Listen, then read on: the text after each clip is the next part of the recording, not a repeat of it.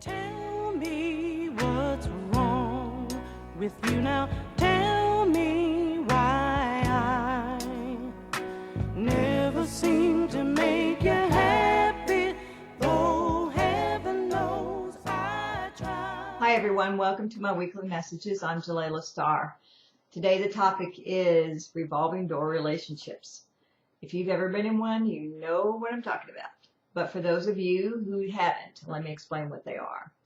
A revolving door relationship is one in which one partner will continually leave and come back, leave and come back, leave and come back. And there's usually some kind of a conflict that will occur right before that gives them their excuse to exit.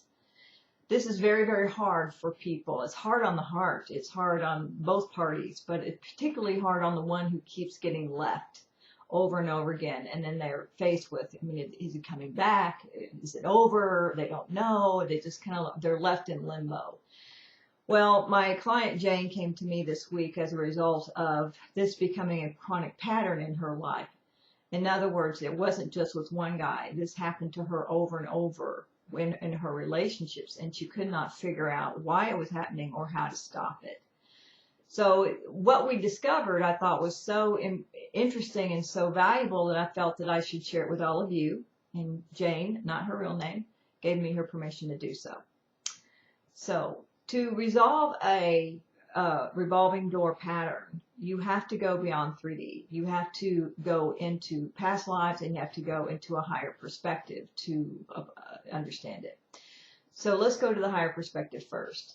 When a soul decides to incarnate, they will look at their previous lives and go, okay, what do I need to work on this coming life? So they'll bring forward things that they have not resolved in the past to work on them in the current life, because it's all about, the only reason that soul incarnates is to evolve, to grow.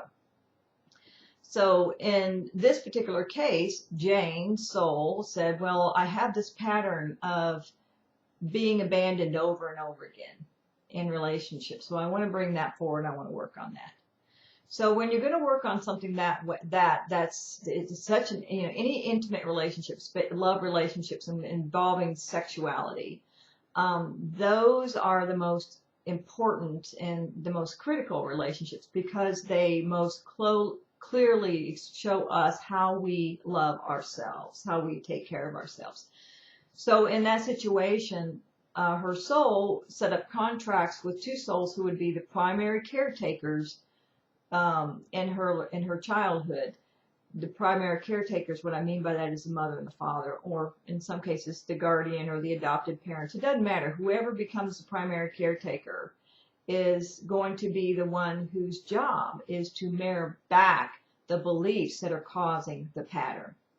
So in Jane's case, her mother was depressed and her father was bipolar, and therefore both of them were emotionally unavailable to her.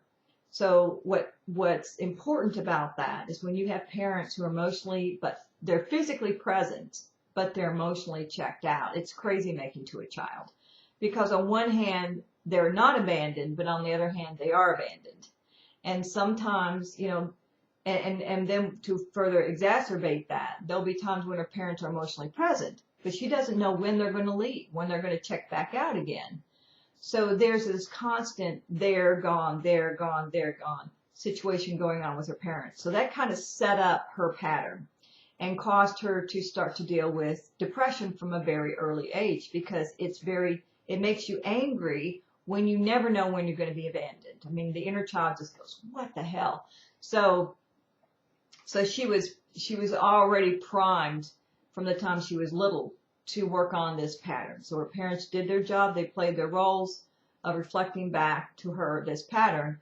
So when she got into adult life, guess what? She drew men that had that pattern. So, isn't that amazing the way the soul works? So anyway, in her situation, what she needed to see is her part in creating this pattern and creating this revolving door.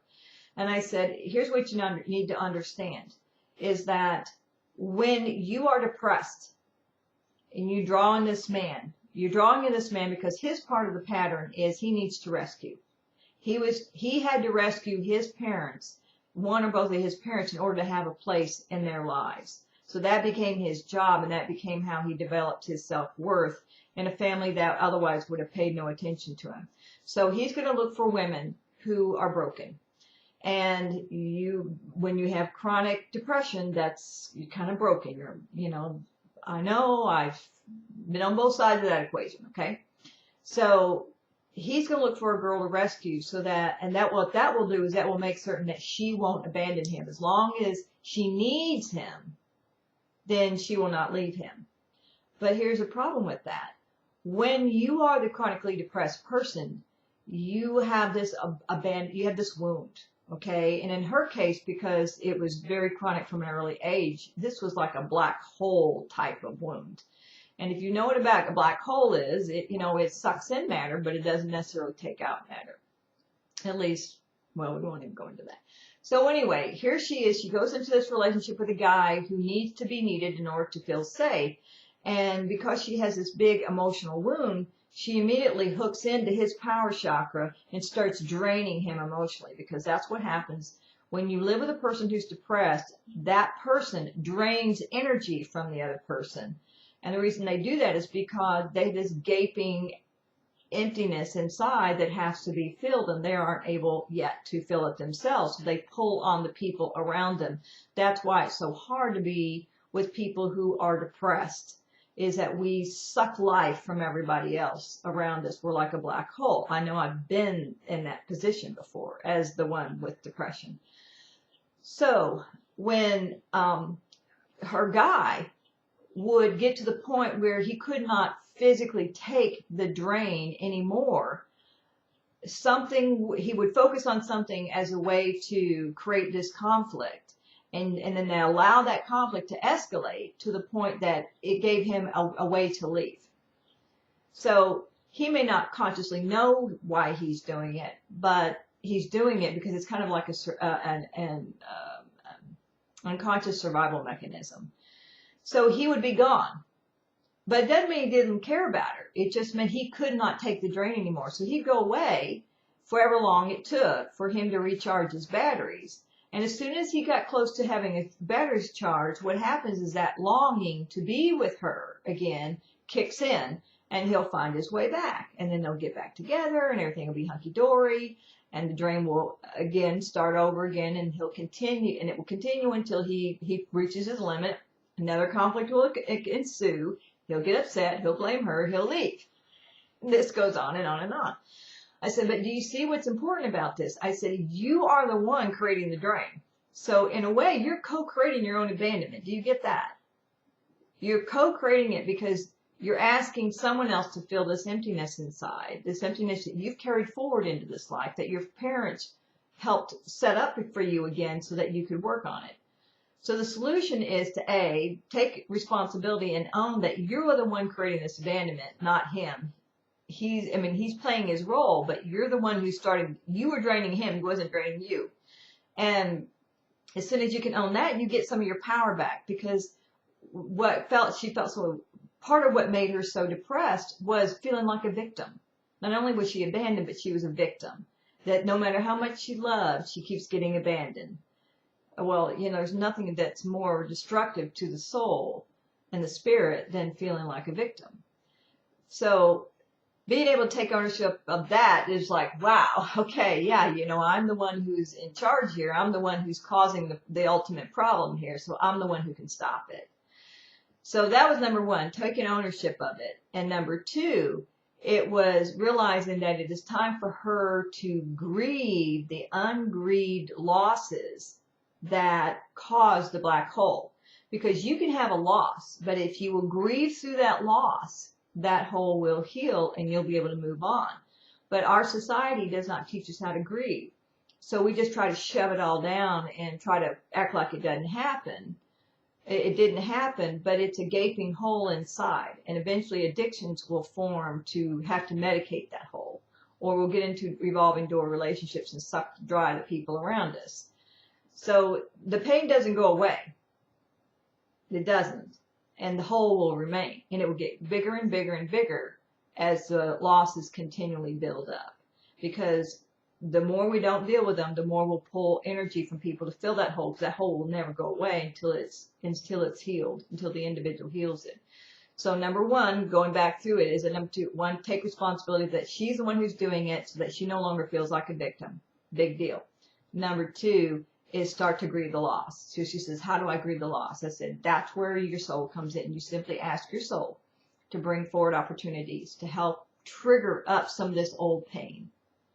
And so that you can start to go through the grieving process. And then as you go through it, just be with it.